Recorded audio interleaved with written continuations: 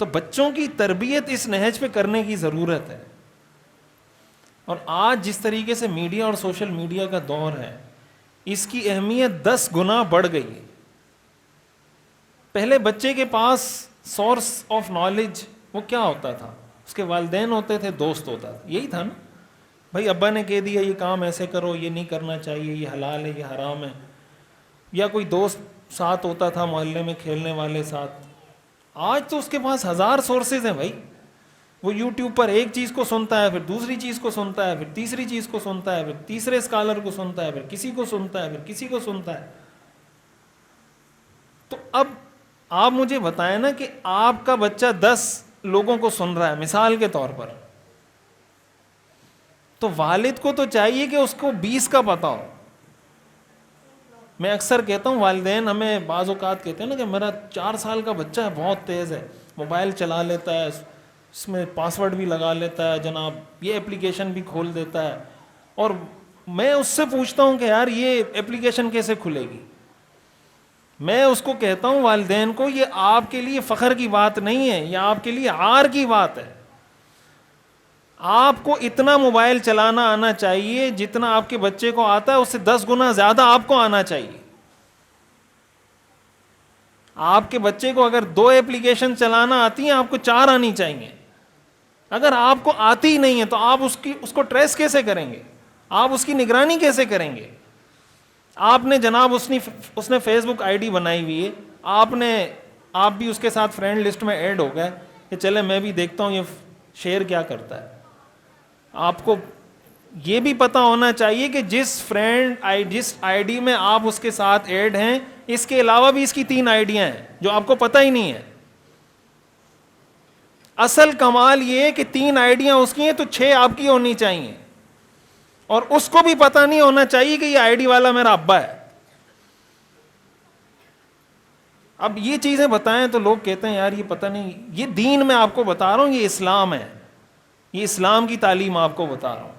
آپ بچے کو ٹریس کیسے کریں گے بھائی؟ بچہ آپ کے سامنے جیسے ہوتا ہے اپنی عام روٹین کی زندگی میں, خلوت کی زندگی میں, دوستوں کے ساتھ, وہ اس طرح تو نہیں چل رہا ہوتا نا جیسے آپ کے سامنے چل رہا ہوتا ہے.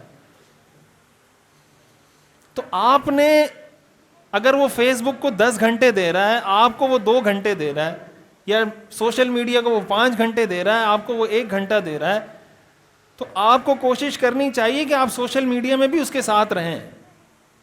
وہ آپ کیسے رہتے ہیں یہ آپ خود ڈیسائیڈ کریں گے.